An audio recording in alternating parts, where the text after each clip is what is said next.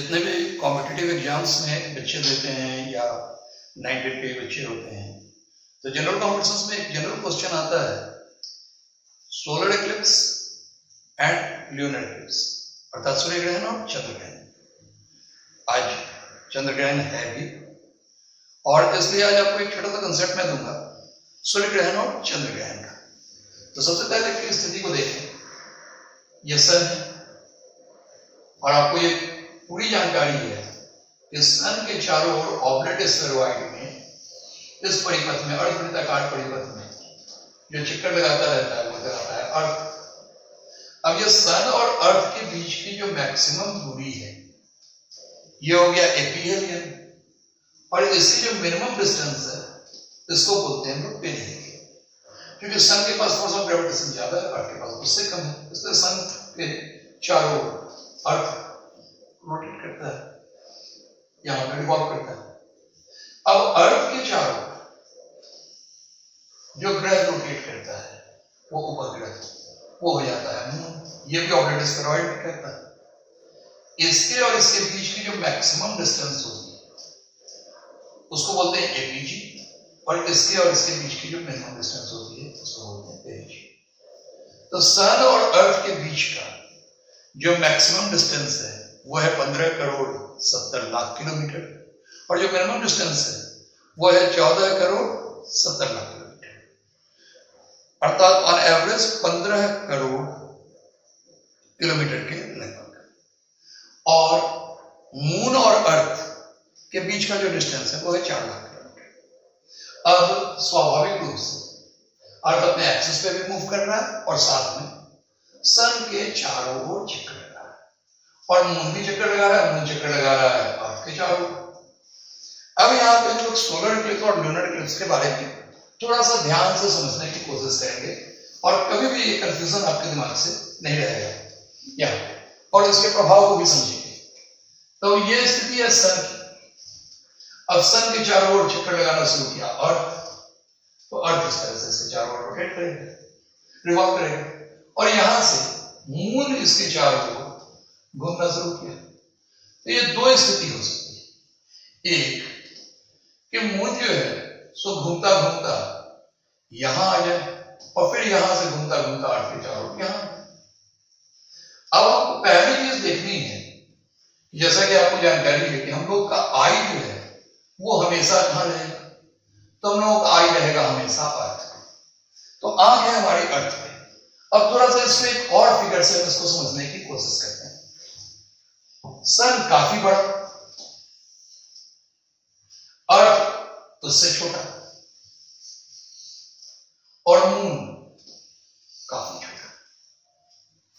तो पहली चीज को देखें कि सबसे पहले अगर सन और अर्थ के आपसी रिवॉल्यूशन के आधार पे अगर हम मंथ को अगर कैलकुलेट करेंगे तो उसको बोलते हैं सोलर मंथ।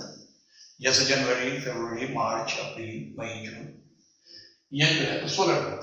आपको पता है कि अर्थ सूर्य की जो परिक्रमा करता है, सन की जो परिक्रमा करता है वो करता है 365.1/4 दिन में, अर्थात इसीलिए सारे वर्ष जो है 365 दिन के होते हैं, और एवरेज 4th ईयर 1/4 करके एक दिन मिट जाता है। इसलिए हर चौथे साल लीप ईयर में फरवरी एक दिन का बढ़ जाता है और वह 365 की बजाय 366 हो जाता है। तो सन और अर्थ के आपसी मूवमेंट के आधार पे जिस मंथ की गणना की जाती है उसको बोलते हैं सोलर मंथ, जनवरी फरवरी। और जो हिंदी का मंथ होता है वो, और एक कंफ्यूजन बच्चों को कि यहाँ पर जो है सो अमावस्या है तो उसमें 28 तारीख हो गया, तो 29 है तो एक तिथि में 2 दिन कैसे आ गया, तो इसको समझिए। तो अर्थ की ये स्थिति है, अर्थ का ये स्थिति है बड़ा सा सन, और ये स्थिति है मून की। तो ये जो चारों ओर ऐसे रोटेट करता है तो इस रिवॉल्व करता है, तो इसके चारों ओर जो ये घूम रहा है, इसके चारों ओर जो ये परिक्रमा कर रहा है, इस परिक्रमा को अगर हम लोग आधार बनाए इस परिक्रमा के आधार पे, तो इस मंथ को हम लोग बोलते हैं ल्यूनर मंथ। अब ये ल्यूनर मंथ क्या है? तो ल्यूनर मंथ में आप जानते हैं कि 2 तरह की तिथि होती है, एक को बोलते हैं पूर्णिमा और एक को बोलते हैं अमावस्या। आप भी जानते हैं पूर्णिमा के दिन चांद पूरी तरह से नजर आता है, और अमावस्या के दिन चांद कम नजर आता है। क्यों ऐसा होता है? तो सन काफी बड़ा है, हम लोगों का आई यहां स्वाभाविक रूप से अर्थ पे आई, तो जब यहां से ये लाइट डालेगा, ये जो है इस तरह से ये लाइट डालेगा, तो ये जो सन का हिस्सा है ये हमको पूरी तरह से ग्लो करता हुआ नजर आता है। ये जो मून का हिस्सा है, ये जो मून की स्थिति है, ये हमको पूरी तरह से ग्लो करते हुए आता है। तो ये जो स्थिति होगी, ये स्थिति हो जाती है पूर्णिमा की। और अब ये अगर इस तरह से मूव करता हुआ यहां चला या मूव, तो जो कुछ भी लाइट पड़ेगा वो तो सीधे पड़ेगा ना, ऐसे घूम के तो लाइट नहीं पड़ेगा। तो स्वाभाविक रूप से इधर से जब हम आई से जब देखते हैं तो ये हम लोगों को ब्लैक नजर आता है, दिखता ही नहीं, यहाँ लाइट रहता ही नहीं। इसलिए ये जो स्थिति होगी, ये स्थिति हो जाती है आपकी अमावस्या की।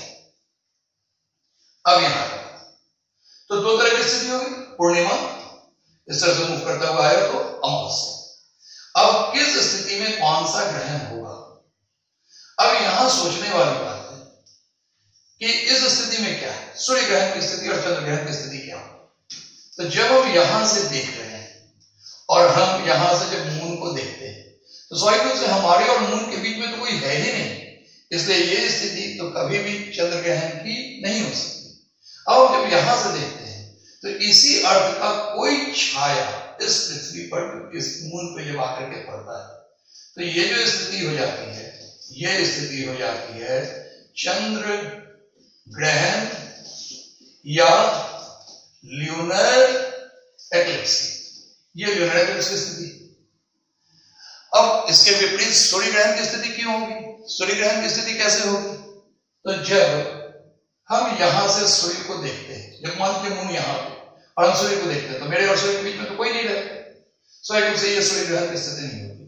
अब जब यहां पर आता और मून जब मूव करता हुआ, इस तरह से मूव करता हुआ यहां पे आया, तो हो सकता है कि अर्थ के किसी भी एक एंगल से जब हम सन पे देखें तो सन पे कोई ना कोई छाया पड़े। तो ये जो स्थिति होगी वो किस स्थिति होगी? ये स्थिति होगी सोलर एक्लिप्स की या सूर्य ग्रहण की।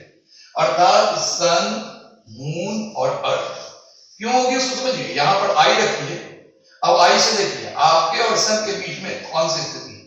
अमावस्या के दिन में देखेंगे तो यहां और सन के बीच में कहीं ना कहीं से आपको जो है बीच में मून आएगा, तो यह स्थिति हो जाएगी सूर्य ग्रहण की। और अगर हम यहाँ पे अर्थ में है और मून यहाँ पे और मेरे और सन के बीच में कोई है ही नहीं, तो उस स्थिति में सूर्य ग्रहण की तो स्थिति नहीं होगी।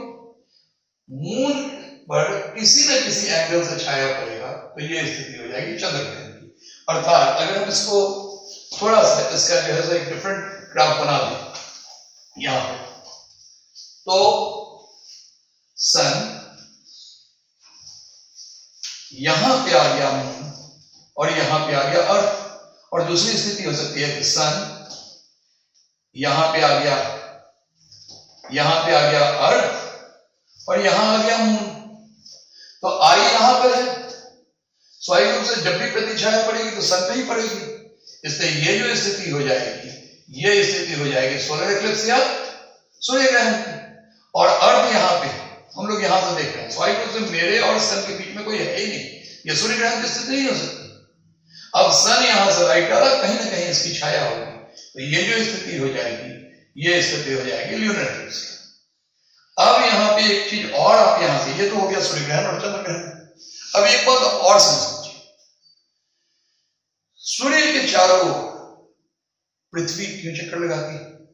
तो सूर्य के चारों ओर पृथ्वी इसलिए चक्कर लगाती है कि सूर्य पृथ्वी को बहुत तेजी से अपनी ओर खींचता है, और पृथ्वी भी अपनी शक्ति पर वो भी सूर्य को क्या करती है? खींचती है।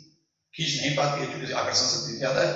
इसलिए स्वाभाविक रूप से सन के चारों ओर अर्थ मूव करेगा, सन के चारों ओर जो है चक्कर लगाएगा अर्थ।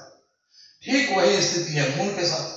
अर्थात अगर हम यहां पर बोर्ड की स्थिति को फिर से देखें, यहां पर अगर हम इसको फिर से देखें तो यहां पर आपस की आकर्षण शक्ति को देखिए। यह स्थिति है सन की, यह स्थिति है अर्थ की, और यह स्थिति है मून की।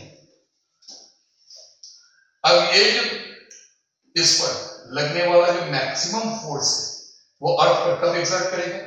जब सन, मून और अर्थ एक सीधी रेखा में, और एक सीधी रेखा में कब हो, या तो ये जो स्थिति है, ये स्थिति है पूर्णिमा की, या तो पूर्णिमा की, तो ये राइट पड़ेगा पूरा, और या जो है तो अगर यहां पर आ जाए मुख करता हुआ, तो ये स्थिति हो जाएगी, क्या स्थिति होगी, यहां मुख करेगा, यहां मुख करेगा, यहां मुख करेगा, ऐसा जाएगा। तो ये स्थिति हो जाएगी जब सन, अर्थ और मून एक सीधी रेखा में हो और पूर्णिमा और अमावस्या हो। तो अर्थ पे लगने वाला जो फोर्स है वो मैक्सिमम होता है, क्योंकि कोई भी आदमी अगर उसको दोनों तरह से मिल करके आप खींचें या दोनों को एक ही तरह से खींचें तो उस पे लगने वाला फोर्स मैक्सिमम होगा। और जैसे ग्लास होता है, ग्लास पानी, ठीक उसी तरह ग्लास के पानी पर अगर मैक्सिमम फोर्स लगाएंगे तो मैक्सिमम उद्वेलन होगा। ठीक इसी कारण से अर्थ में जो सी है उसमें टाइड्स जो आते हैं वो सबसे ऊंचे ऊंचे टाइड होते हैं। अभी देखिए साइक्लोन का स्थिति आया, आज के डेट में पूर्णिमा की तिथि है और आज साइक्लोन भी है। तो ये जो स्थिति है, सन, अर्थ और मून अगर एक सीधी रेखा में हो तो अर्थ के ऊपर लगने वाला जो फोर्स है वो मैक्सिमम होगा। इस मैक्सिमम फोर्स के कारण यहाँ पे जो टाइड होगा वो सबसे ऊंचा टाइड होगा, उसको बोलेंगे स्प्रिंग टाइड। और मिनिमम कब फोर्स लगेगा, जब एक इसको ऊपर से खींच रहा है और एक दूसरा नीचे से खींच रहा है 90 डिग्री, या एक इधर से खींच रहा है या इधर से, तो क्या स्थिति होगी, मिनिमम फोर्स।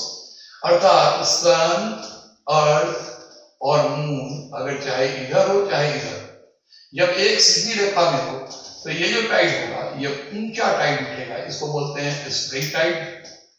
ज्यादातर तूफान वगैरह जो है ना इसी समय आता है। और अगर सन, अर्थ और मून 90 डिग्री के एंगल पर सबसे minimum force of attraction earth exert करता है, तो उस समय में जो टाइड होते हैं वो छोटे टाइड होते हैं, इनको बोला जाता है निप टाइड। समुद्र में सबसे सेफ समय जो है वो निप टाइड के समय का है जाने का, और सबसे अनसेफ समय जो है, तो अगर कोई स्नान या नौकायन के लिए जाता है या मछली के लिए जाता है यहाँ पे, तो उसका सबसे अनसेफ समय जो होता है वो होता है पूर्णिमा और अमावस्या की। तो इसी पर आप समझ जाएं solar eclipse and lunar eclipse and spring tide and neap tide. Thank you.